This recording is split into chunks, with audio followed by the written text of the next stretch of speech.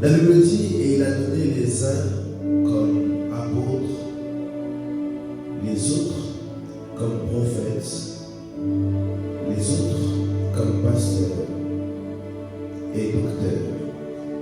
Verset 12, la Bible dit, pour le perfectionnement des saints, en vue de l'œuvre du ministère et l'édification du corps de Christ. Parole du Seigneur.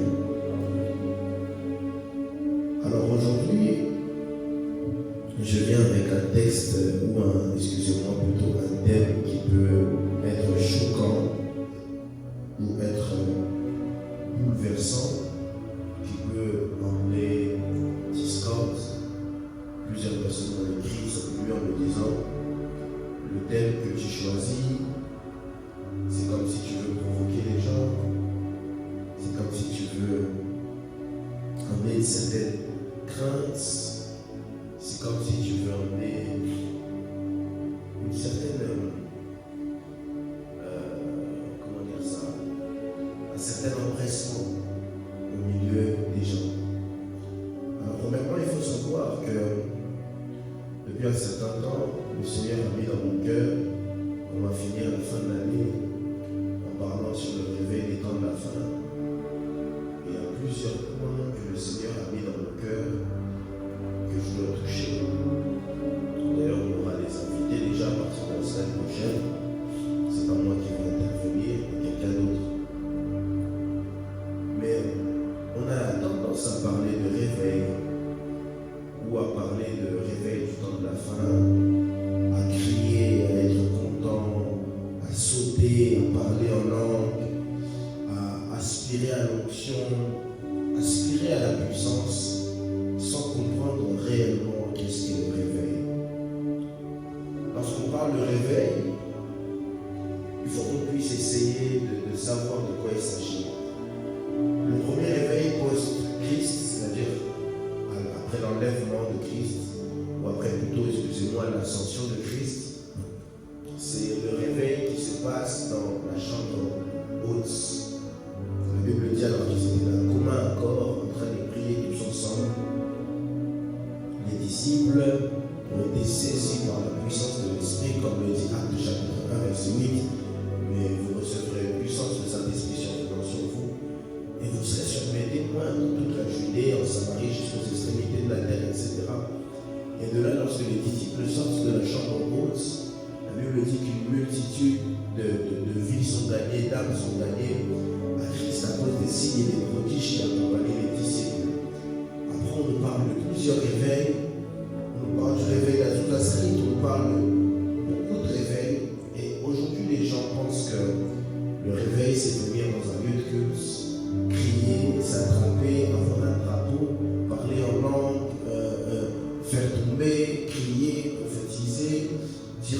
mon esprit, le réveil n'est pas toutes ces choses. Mais le réveil, c'est avoir des résultats d'évidence. C'est-à-dire gagner des vies. Aujourd'hui, l'Église est rentrée dans un mouvement où le corps du Christ vit un mouvement d'évangélisation, où on quitte l'Église, on va dans notre Église. On quitte père spirituel, on va chez un autre père spirituel. On quitte un courant, on va dans un autre courant. On quitte une certaine doctrine, certains dogmes, mais on entre dans d'autres dogmes. Ça, ce n'est pas l'évangélisation, c'est l'échangelisation. C'est-à-dire que tu es déjà en Christ, mais tu changes juste de maison, tu changes juste de chambre. Tu n'as pas, il n'y a plus malheureusement de nos jours où c'est devenu comme très rare, où on peut voir de réelles conversions. C'est devenu comme très rare de nos jours. Il y a comme un manque d'âmes qui sont venues à Christ. Pourquoi?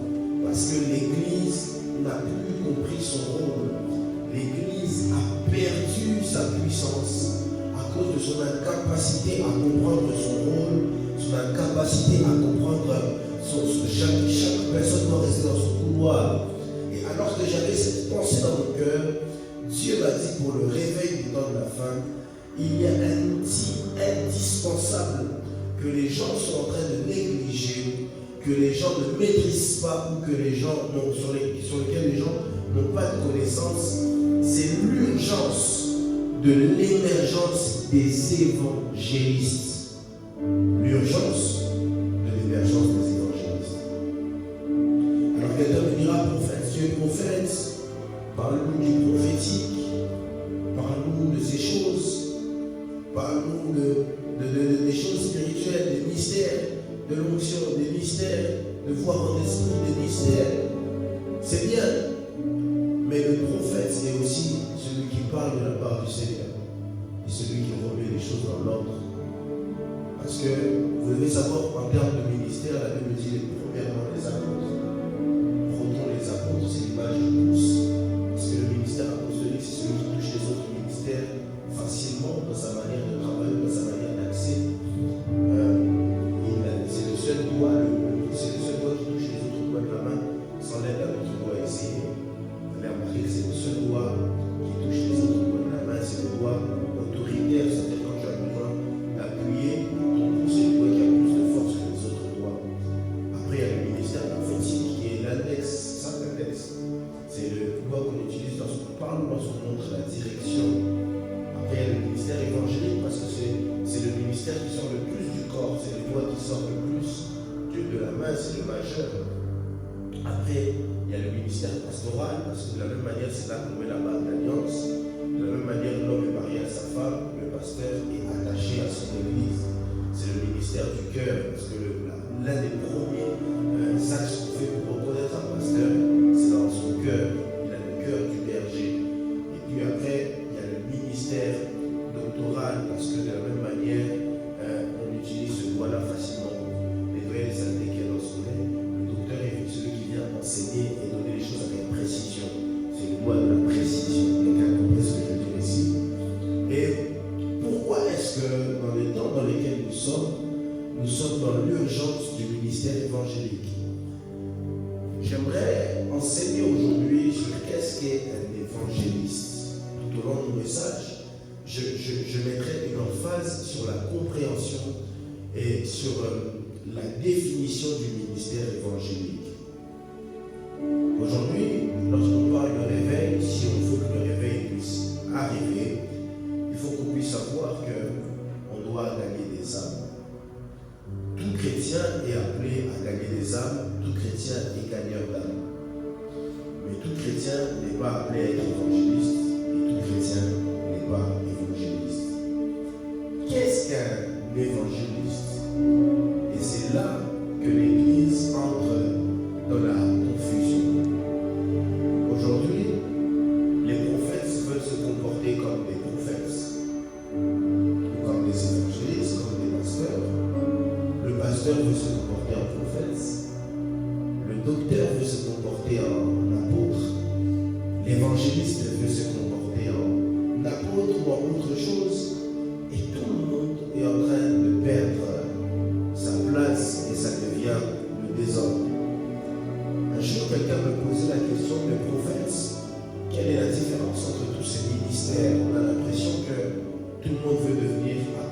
certainement, le ministère apostolique et le ministère prophétique sont les ministères qui sont les plus grands.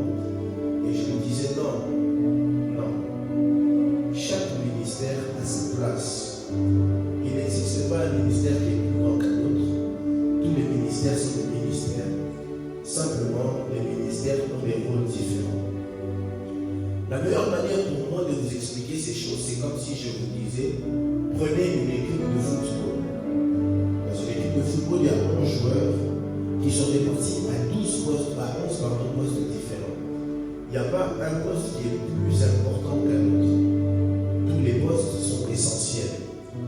Simplement, ils sont tous des joueurs de foot, mais n'utilisent pas le ballon de la même manière. Il y a le gardien qui va utiliser ses mains pour réceptionner le ballon, qui va utiliser ses pieds pour faire des passes à ses joueurs ou à ses coéquipiers tirage. Il y a le défenseur qui lui utilisera ses pieds majoritairement pour pouvoir récupérer le ballon. C'est-à-dire, son rôle est de récupérer le ballon pour pouvoir le donner à ceux de devant. Et ceux de devant, leur rôle, c'est de marquer. Ceux qui sont sur les côtés, leur rôle, c'est de faire la passe à celui qui est devant pour marquer. Chaque joueur a une valeur stratégique. Mais ils sont tous joueurs de foot. Simplement, leur capacité de joueur de foot, à cause de leur capacité ou de leurs aptitudes, on les place à des rôles différents. C'est la même chose avec les ministres de Dieu. Ils sont tous ministres de Dieu, mais n'ont pas tous les mêmes aptitudes. Et à cause de leurs aptitudes différentes, ils ont des rôles différents dans l'Église.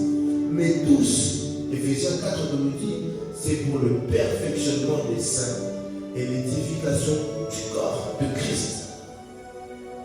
Maintenant, pourquoi est-ce que dans ces temps, on a besoin de l'émergence des évangélistes?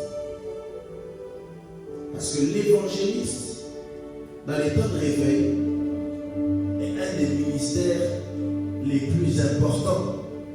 Parce que lorsqu'on parle de réveil, on a besoin, c'est la Bible dit, réveille-toi, toi qui dors. L'évangéliste, c'est celui qui transmet la vie là où il y a la mort. L'évangéliste est comme le réveil qui peut emmener quelqu'un qui était dans le monde à venir en Christ. L'évangéliste a un ministère qui a deux faces. Parce que, comme je le disais, c'est le majeur et c'est le ministère qui sort le plus du corps. Mais il ne faut pas oublier que l'évangéliste a aussi un rôle dans le corps. Ça, c'est ce que plusieurs oublient. Aujourd'hui, vous verrez des évangélistes qui commencent lundi, ils prêchent sur la délivrance. Mardi, ils prêchent sur la délivrance. Mercredi, ils prêchent sur la délivrance. Jeudi, ils prêchent sur la délivrance. Vendredi, ils prêchent sur la délivrance. Samedi, ils prêchent sur la délivrance. Dimanche, ils prêchent sur la délivrance.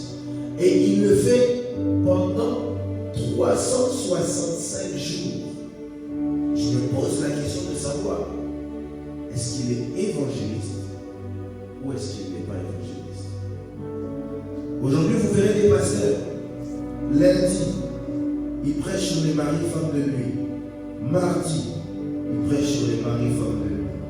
Mercredi, ils prêchent sur les maris femmes de nuit. Jeudi, ils prêchent sur les maris femmes de nuit. Chaque jour, il prêche sur les maris femmes de nuit. Et il le fait jusqu'à 365 jours. Je me pose la question, est-ce qu'il est pasteur ou est-ce qu'il n'est pas pasteur? Vous remarquerez aujourd'hui des apôtres, ils viennent, ils parlent pendant 365 jours. Ils parlent seulement de la sanctification, la sanctification, la sanctification, la sanctification. Je me pose la question, est-ce qu'il est apôtre ou est-ce qu'il n'est pas apôtre? Écoutez, chaque ministère a pour but deux choses. La Bible nous le dit dans le livre d'Éphésiens, elle dit le perfectionnement des saints et l'édification du corps de Christ. Ça veut dire qu'à chaque fois qu'un ministre prend la parole, chacun de ses actions, chacun de ses actes a pour but de perfectionner le corps et d'édifier le corps. perfectionner les saints, pardon, édifier le corps. Quand tu vois que cela n'est pas fait, c'est que c'est pas un ministre de Dieu. Ou c'est un ministre qui ne fait pas son travail. Est-ce que je suis contre la délivrance? Non, je prêche la délivrance. Est-ce que je suis contre la sanctification? Non, je prêche la sanctification. Est-ce que je suis contre les femmes et maris de nuit? Bien sûr que je suis contre, c'est pourquoi je les prêche. Mais je pense fermement que tant que chaque ministre de Dieu ne trouvera pas et ne reprendra pas son rôle au sérieux et ne fera pas comme son rôle le demande, l'Église ne vivra pas correctement le réveil du temps. Qu'est-ce qu'un évangéliste? Aujourd'hui, les gens pensent que le ministère évangélique est un ministère transitoire. C'est-à-dire que d'abord, quand tu arrives, tu es jeune, tu as la fougue. Remarquez avec moi, tout jeune qui commence le ministère qui a la fougue, on aura la facilité d'appeler évangéliste. Le ministère évangélique n'est pas un ministère des jeunes pour la fougue. Non. Le ministère évangélique n'est pas un ministère transitoire. C'est-à-dire, je suis évangéliste. Et après, quand je bâtis l'église, je deviens apôtre ou pasteur ou je deviens prophète. Non, c'est pas ça. Quand j'avais commencé à prêcher à l'époque, tout le monde m'appelait évangile. Après, quand je suis devenu pasteur, quand j'ai commencé à être à la tête d'une église, un jour, un homme de Dieu est venu me voir et m'a dit, maintenant, tu es vraiment un pasteur. Quel est le sens de ce qui vient d'être dit? Ça n'a pas de sens. Le ministère évangélique n'est pas un ministère de stagiaire. Non. Le ministère évangélique n'est pas un ministère de transition où tu passes d'abord un temps d'évangéliste parce que tu rappelles beaucoup d'âmes à l'église. C'est pas ça un évangéliste. C'est pas ça un évangéliste. Qu'est-ce qu'est l'évangéliste? L'évangéliste, c'est celui qui porte Christ. L'évangéliste, c'est celui qui porte Christ. L'une des meilleures manières de comprendre quel est l'évangéliste. Évangéliste est tiré du mot évangile. Évangile, c'est la bonne nouvelle, le good news, le gospel en anglais. Qu'est-ce qu'est le gospel? C'est la bonne nouvelle de Jésus-Christ de Nazareth, né, mort et ressuscité. Et d'ailleurs, si vous lisez la Bible, vous remarquerez avec moi qu'on a 4 épîtres, ou 4 livres qu'on appelle les évangiles. Matthieu, Luc, Marc et Jean. Un évangéliste, c'est celui qui doit maîtriser ces livres-là, maîtriser la personne de Christ et savoir prêcher Christ. L'une des manières de bien saisir un ministère et comprendre que celui-ci est dans un ministère évangélique, c'est que dans sa manière de prêcher l'évangile, il sera beaucoup plus accru que dans d'autres choses. Un évangéliste, c'est celui qui prêche Christ. Aujourd'hui, on a des évangélistes qui prêchent les démons plus que Christ. Je ne suis pas évangéliste. Qu'est-ce qu'est un évangéliste? Un évangéliste, c'est un docteur de Christ. Il est assis sur les évangiles. Certaines versions disent que, quand vous lisez Ephésiens chapitre 4, certaines versions ne disent pas il a fait les uns comme évangéliste, mais certaines versions disent il a fait les uns comme prédicateur.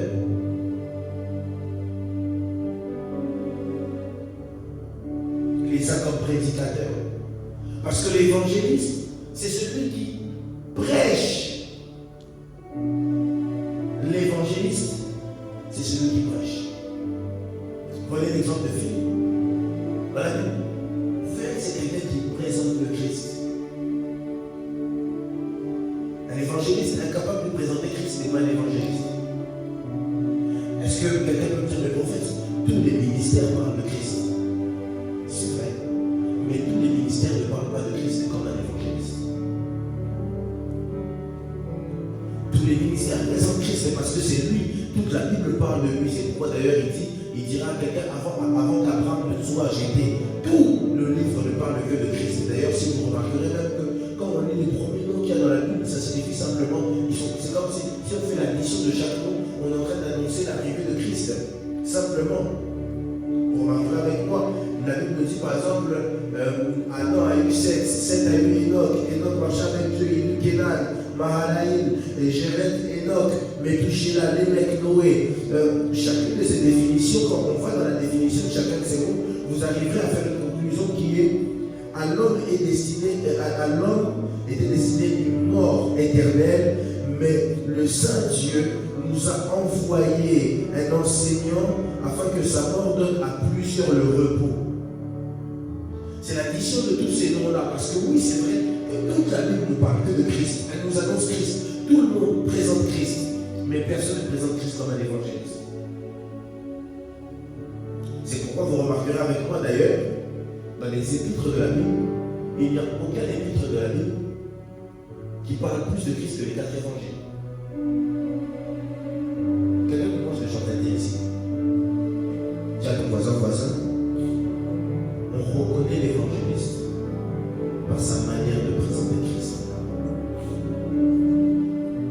Et aujourd'hui, on vit dans un monde, on vit dans une génération qui est pervertie, qui est perdue, qui a perdu tout son sens, où Christ n'est plus assis. On vit dans un monde où aujourd'hui, on voit beaucoup de mauvaises choses. Le mal s'est accru, la publicité s'est accrue, le péché s'est accru.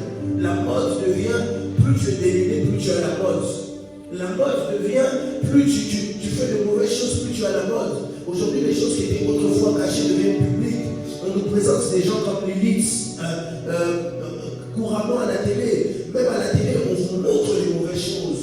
C'est-à-dire que même ceux qui étaient cachés, avant même dans les dessins animés, on vous parle clairement de la sorcellerie, clairement de l'homosexualité. Aujourd'hui, quelqu'un peut devenir homosexuel et il s'en vante.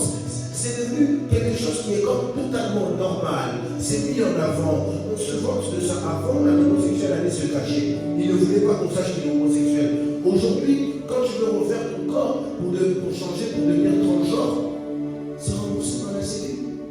Alors que la maladie n'est pas remboursée par la Sécu. Quand tu es malade, ce n'est pas remboursé. Mais quand tu veux changer ta nature, tu es remboursé. Regardez le niveau où le mal s'est accru dans le monde.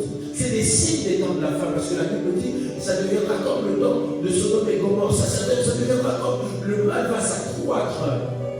Aujourd'hui, les gens pratiquent. Hier, j'étais sur TikTok, j'étais en train de défiler à 4h du matin cette nuit. J'étais en train de défiler TikTok après mes temps de prière. J'ai écouté mon worship juste à côté et j'étais en train de défiler TikTok et je voyais des voyantes qui jetaient des coquilles et qui disaient écrivez-moi juste votre nom et je vous dirai ce qui va se passer. Je vous annoncerai les choses, mais ce sont des choses que avant ce n'était pas publié comme ça. Ce n'est pas publié comme ça. Dernièrement, quelqu'un me disait prophète, tu es bien, tu as la grâce de Dieu, tu as tout, tu prêches bien, mais il faut que tu puisses prendre un nouvel élan, que tu puisses atteindre un autre niveau. Et pour cela, viens, on va aller voir quelqu'un. Tu vas juste faire un sacrifice avec lui. Mais je me pose la question, mais pourquoi toutes ces choses n'étaient pas mises en avant avant? Parce que maintenant, le temps de la fin est en train de s'accroître. Si on est déjà dans les temps de la fin depuis longtemps, c'est que certainement on est dans les dernières minutes du temps de la fin. Écoutez, j'aimerais dire à quelqu'un, nous arrivons dans un temps où tout devient visible. Préparez-vous d'ailleurs, j'aimerais vous l'annoncer comme prophète. Dernièrement, alors que j'étais en train de prier, j'ai vu une guerre arriver bientôt. Les guerres sont là. On parle de la guerre d'Ukraine déjà depuis quelques années. Mais ce n'est rien à côté de ce qui arrive. Les épidémies sont là. On a, de 2020 jusqu'à 2022, on avait le coronavirus qui nous ont enfermés pour plusieurs. Et plusieurs ont cru d'ailleurs que c'était la fin des temps. Et moi, lors du corona, je l'ai dit directement, ce n'est pas la fin des temps. Pourquoi? Parce que même ceux qui ne priaient pas commençaient à prier. Or, Dieu reviendra comme un voleur. Tout le monde s'attendait à ce que Dieu revienne à ce moment-là. Dieu ne va pas revenir. Mais toutes ces choses sont des signes qui montrent que la fin est proche. Pour ceux qui ne savent pas, le coronavirus et toutes les choses comme comment on appelle ça quand on nous a enfermés là. Hein? Confinement. Le confinement, toutes ces choses, c'était des tests que le diable faisait pour savoir comment pouvoir maîtriser les gens. On vous dit allez vous faire vacciner, sinon vous allez pouvoir rien faire. Et tout le monde se fait vacciner. C'était des tests pour savoir comment est-ce que je vais pouvoir les arrêter. Remarquez qu'ils ont utilisé le même modèle que la marque de la messe. C'est-à-dire, si vous ne vous faites pas vacciner, vous ne pouvez pas acheter, vous ne pouvez pas faire ceci, vous ne pouvez pas faire cela, vous ne pouvez pas faire cela. C'est exactement les mêmes choses. Je ne disais pas que c'est la marque de la messe, c'est pas ça la marque de la messe. mais c'est comme des tests qu'ils sont en train de mettre en place petit à petit pour savoir comment est-ce qu'ils vont pouvoir travailler. Mais dans des temps comme celui-ci, on n'a pas besoin de quelqu'un venir nous dire, écoutez, celui-ci est un faux. Non. On n'a pas besoin d'une personne qui va venir nous dire, écoutez, en ce moment, il faut arrêter d'écouter la musique du monde, il faut arrêter de regarder je ne sais pas quoi, arrêter d'être trop sur TikTok, ça c'est charnel, est-ce que se percer c'est un péché, est-ce que... Non, on n'a pas besoin de ça maintenant. Maintenant, on a besoin de l'émergence des évangélistes, ceux qui nous présentent Christ. Parce que la Bible dit, vous connaîtrez la vérité, et la vérité vous rendra libre, et la vérité c'est qui? C'est Christ. On a besoin de ces ministres de Dieu qui sont capables maintenant, de présenter seulement Christ. Évangéliser ne signifie pas aller dans les rues dire, dans ton cœur, il y a un vide qui a la forme de Dieu. C'est pas seulement ça. Est-ce que c'est mauvais? C'est pas mauvais. Mais on a besoin des gens qui nous présentent Christ. Parce que quand quelqu'un connaît Christ, il sera comme Pierre et il dira, à qui irions-nous? C'est toi qui as les paroles de la vie. Il y a des personnes qui sont dans l'église jusqu'aujourd'hui qui ne connaissent pas Christ. Parce que malheureusement,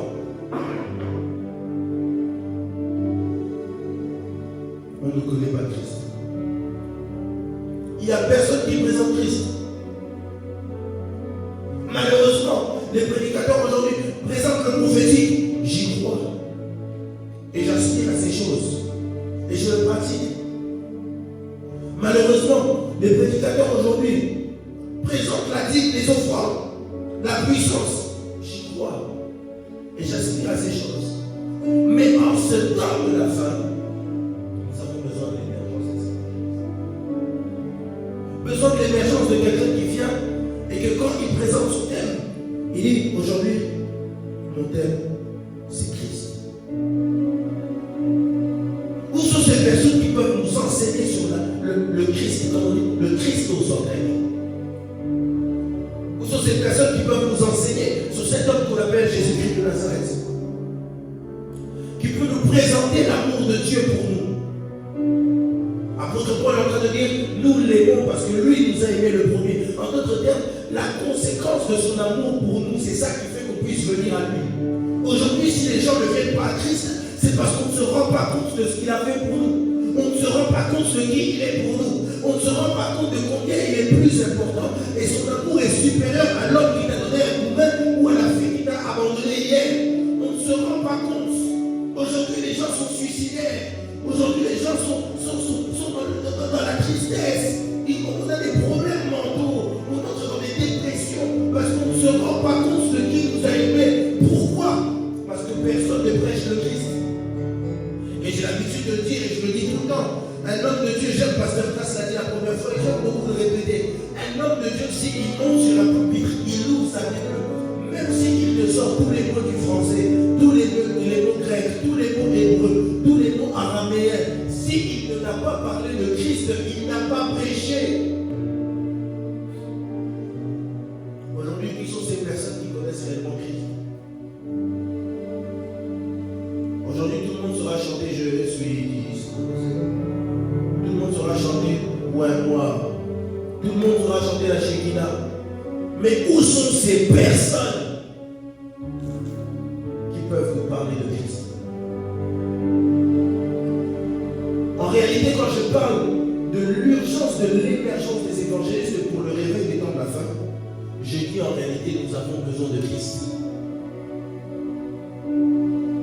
Nous avons besoin de Christ. Même en maladie, on a besoin de Christ. Pour quelconque problème de notre vie, on a besoin de Christ. Pour tout ce qu'on fait au quotidien, on a besoin de Christ. C'est pourquoi lorsque Pierre et Jean sortent et évangélisent lors du premier réveil, ils arrivent devant cet homme qui était devant le temple. Il était devant le temple. Et c'est ça le ministère évangélique. Le ministère évangélique, c'est que les gens qui étaient dans le temple sont sortis du temple, ils ne l'ont pas touché, ils n'ont rien pu faire pour lui.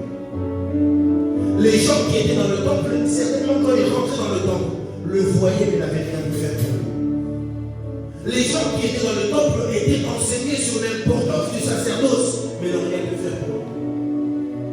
Les gens qui étaient dans le temple l'ont enseigné sur l'importance de la dîme, mais n'ont rien pu faire pour lui. ministère prophétique, mais n'ont rien pu faire pour lui. Les gens qui sortent du temple ont pu dire peut-être, waouh, aujourd'hui on nous a enseigné sur l'onction, la puissance, l'autorité, la prière, mais ils n'ont rien pu faire pour lui. Les gens qui sortaient du temple disaient à ce monsieur, monsieur, ne t'en fais pas, tu vas guérir, je connais un prophète, quand il parle ça marche, mais ils n'ont rien pu faire pour lui.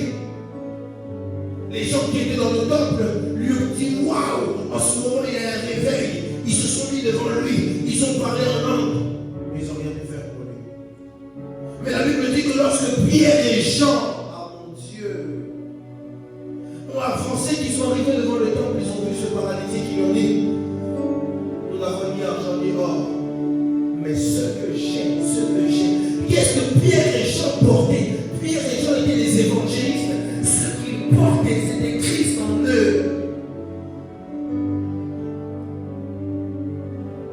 Nous avons besoin de l'émergence des évangélistes. Il existe des évangélistes qui ne prêcheront pas sur un pupitre pour te dire que non, Jésus t'aime, Jésus veut ta vie, Jésus veut te faire du bien. Il existe des évangélistes qui évangélisent simplement même dans leur travail. Ils présenteront Christ à leur entourage. Où sont ces évangélistes qui peuvent gagner des âmes? Nous avons besoin d'une grande moisson. Mais pour cela, il faut l'urgence, il faut l'émergence des évangélistes. Le temps vient et l'heure est arrivée où le ministère évangélique doit reprendre une grande place de prépondérance. J'ai fait le constat avec plusieurs, et j'en parlais d'ailleurs avec un homme de Dieu hier, et ça me faisait rire. Tous les jeunes qui sont appelés au ministère, quand je leur pose la question, à quel ministère penses-tu être appelé? Ils vont toujours te citer le ministère. Apôtre et prophète. Alors la question que je me pose, est-ce que Dieu n'appelle plus des docteurs? La question que je me pose, est-ce que Dieu n'appelle plus des pasteurs? La question que je me pose, est-ce que Dieu n'appelle plus des évangélistes? Où sont passés? Est-ce que dans les temps de la fin, Dieu a décidé qu'il existe deux ministères? Où sont passés tous ces ministères? Beaucoup aujourd'hui qui se font appeler apôtres, en réalité sont des évangélistes. Beaucoup aujourd'hui qui se font appeler prophètes, en réalité sont des évangélistes. Beaucoup aujourd'hui qui se font appeler pasteurs, en réalité sont des évangélistes. Mais pourquoi est-ce qu'ils se font appeler pasteurs, apôtres, évangélistes ou autre encore que sais-je? Parce qu'ils ne connaissent pas la puissance derrière le ministère évangélique. J'aimerais choquer quelqu'un en disant en matière de puissance, à mon sens et à ma connaissance, c'est mon avis, bien que je sois prophète, le ministère ayant le plus de puissance en manière effective, c'est fort probablement le ministère évangélique accompagné du ministère prophétique. Parce qu'à chaque fois que Christ est prêché, la main de Dieu accompagne la prédication. C'est pourquoi vous remarquerez les dons qui accompagnent généralement les évangélistes, c'est les dons de miracles, le don de guérison, etc. Où sont les évangélistes? J'ai posé la question dans mon cœur. Seigneur, où sont les évangélistes? Seigneur, où sont les évangélistes? C'est le temps vient où il existera une émergence des évangélistes. Une émergence des évangélistes.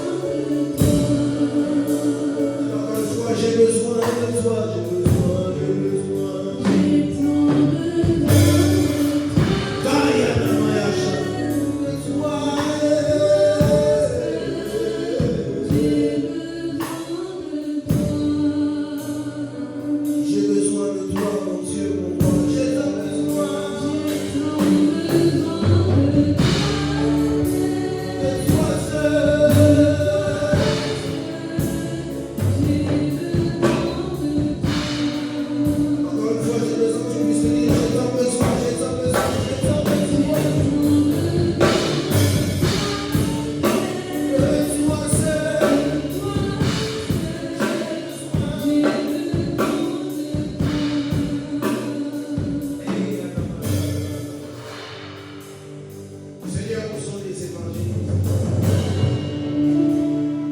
C'est une question que je me suis posée, c'est une question que je me pose au fond de moi. Où sont les évangélistes de cet homme? Où sont les nouveaux milligrammes? Où sont les nouveaux Dialosport? Où sont les nouveaux personnes d'Aoussa?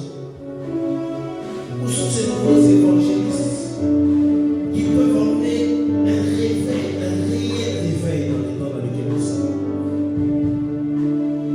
Où sont-ils? Ces personnes qui nous parleront de Christ et de Christ seul. Il nous prêchera la délivrance, oui, mais accompagné de Christ. Il nous parlera des hommes et des femmes de lui, oui, mais il présentera Christ. Il nous présentera le prophétique, oui, mais il présentera Christ. Il nous parlera de l'apostolat, oui, mais il nous présentera Christ. Et d'ailleurs, l'apostolique n'a jamais été de bâtir des églises, mais l'apostolique a toujours été de bâtir Christ dans le cœur des hommes.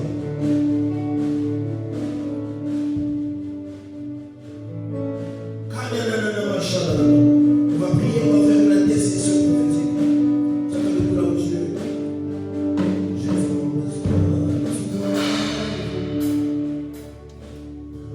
de toi. J'ai besoin de toi.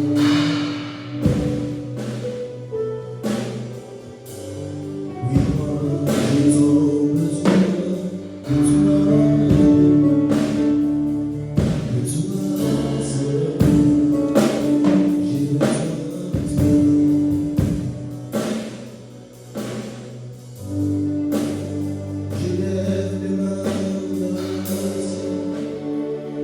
Je te donne mon